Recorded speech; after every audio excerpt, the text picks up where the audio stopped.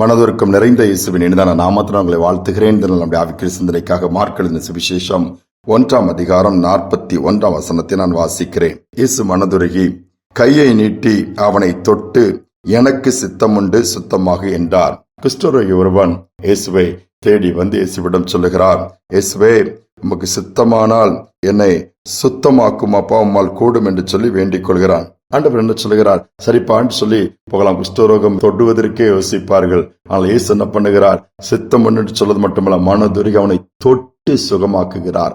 ஆண்டவருடைய தொடுதல் அது மரித்து போனவைகளை உயிர்ப்பித்து விடும்.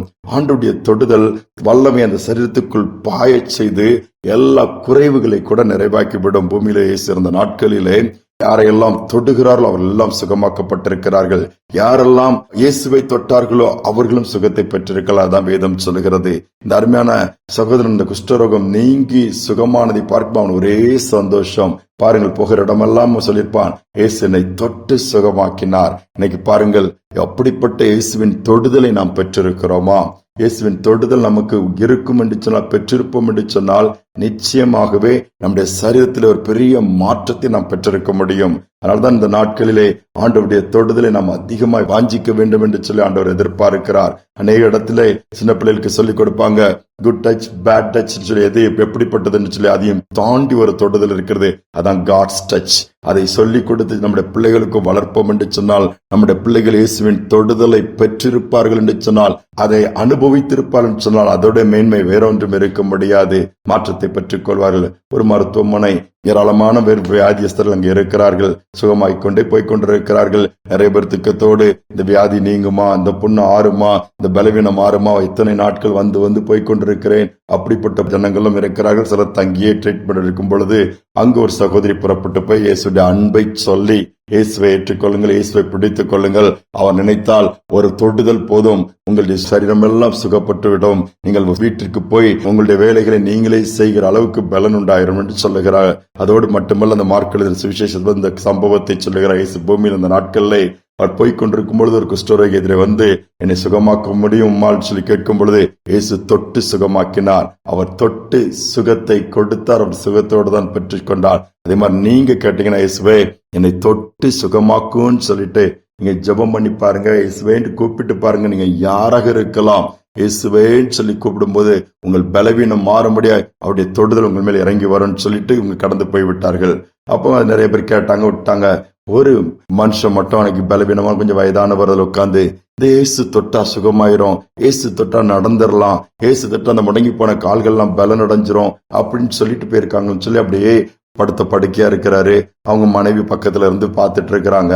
அப்படியே 2 பேருக்குமே கஷ்டம்தான், என்ன பண்றதுன்னு சொல்லி அப்படி படுக்கும். அப்படியே சொல்லி, இயேசுவே நீரும் என்ன தொட மாட்டீரா, அந்த தொடுதலை நான் உணர விரும்புறேன், பார்க்க விரும்புறேன், அனுபவிக்க விரும்புறேன்னு சொல்லி ஜெபம் பண்ணிட்டு, அவருக்கு இயேசுவை பற்றி அதிகமா தெரியாது இந்த சகோதரி சொன்ன வார்த்தைகளை சொல்லிவிட்டு படுத்து விடுகிறார். என்ன நடக்குது? நடு ராத்திரியிலே யாரோ தொட்டது போல இருக்கிறது.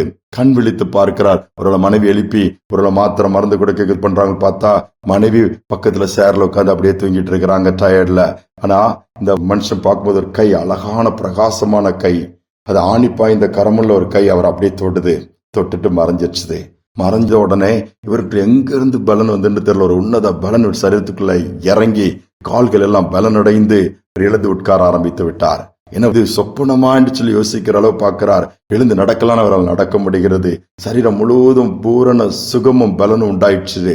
உடனே இதை பார்க்க உடனே இவர் அப்படி அந்த அதுக்குள்ளே நடந்து பார்க்கிறார், பண்ணிக்கிறார். மனைவியால நல்லா தூங்கி கொண்டு இருக்கிறார்கள். அந்த அயர்ந்து டயர்ட்னால பார்த்தோன்னா அவருக்கு தெரிஞ்சிச்சு தொட்டது இயேசுதான் என்று சொல்லிட்டு மனைவி எழுப்புகிறார். விழித்து பார்த்தா மனைவிக்கும் ஒரே ஆச்சரியம். நடந்தது என்ன, எப்ப முடியும் என்று காத்திருந்தார்கள். காலை வந்தது. 2 பேரும் அந்த மருத்துவமனையிலிருந்து சந்தோஷமா வீட்டிற்கு புறப்பட்டு போனார்களாம். யோசித்து பாருங்கள், இன்றும் ஆண்டவருடைய கரம் நமக்கு நேராய் நீட்டி தொட்டு சுகமாக்கக்கூடிய வல்லமையுடையதாக இருக்கிறது என்பதை நாம் மறந்துவிடக் கூடாது. ஒரே ஒரு தொடுதல் எனக்கு வேணும் அப்பான்னு சொல்லி கேட்டு பாருங்க. வாழ்க்கையின் எல்லா பகுதியும் அப்படியே தலைகீழாய் மாறி ஆண்டவருடைய நாமம் மகிமைப்படத்தக்க விதத்திலே காரியங்கள் நடக்க ஆரம்பித்து விடும். ஜெபிப்போமா. எங்கள் அன்பின் பரலோக தகப்பனே, மனதுருக்கம் நிறைந்தவர் அப்பா, நீர் வியாதியஸ்தரை பார்க்கும் பொழுது மனம் இறங்கினீர், வேதனையோடு இருக்கிற பார்க்கும் போது மனம் இறங்கினீர் அப்பா, திரளான ஜனங்களை பார்க்கும் போது மனம் இறங்கி தேவைகளை சந்தித்தீர், வாஞ்சிகளை அருளி செய்தீர். இப்பொழுதும் யாரெல்லாம் பலவீனமா இருக்கிறார்களோ, யாரெல்லாம் முடியாமல் இருக்கிறார்களோ, யாரெல்லாம் சோர்ந்து போயிருக்கிறார்களோ, உடைய கரம் பராக்கிரமம் செய்யுமே, உடைய தலைமை நிறைந்த கரம் குணமாக்குமே. இன்னைக்கு அப்படிப்பட்ட தொடுதல் ஒவ்வொருவருக்கும் உண்டாகட்டும் அப்பா. இன்றும் நீர் ஜீவிக்கிறவரா இருக்கிறீர். அன்று செய்த அற்புதத்தை இன்றுமால் செய்ய முடியும். ஒவ்வொரு குடும்பங்களுக்குள்ளும் அற்புதங்கள் நடக்கட்டும். தனிப்பட்ட நபர்கள் கேட்கும் பொழுது அற்புதத்தை பெற்றுக் கொள்ளட்டும். பலவீனமான சரீரங்கள் பலன் அடையட்டும். எல்லா ஆறாத காயங்கள் எல்லாம் ஆற்றப்படட்டும் அப்பா. எழுந்து நடக்கும்படியாக செய்வீராக. உம்முடைய நாமத்தை உயர்த்தக்கூடிய பாக்கியத்தை ஒவ்வொருவருக்கும் கொடும். தாழ்த்தி ஒப்புக் கொடுக்கிறேன். துதிகனமே ஏற்றுக்கொள்ளும் இயேசுவின் நாமத்தில் பிதாவே, ஆமேன், ஆமேன். ஆண்டவர் தொட்டால் போதும், சுகம் உண்டாய்விடும், சூழ்நிலை மாறிவிடும். இந்த சிந்தனையோடு இந்த நாளை தொடருவோம். மீண்டுமாய் நாளை தினம் சந்திப்போம்.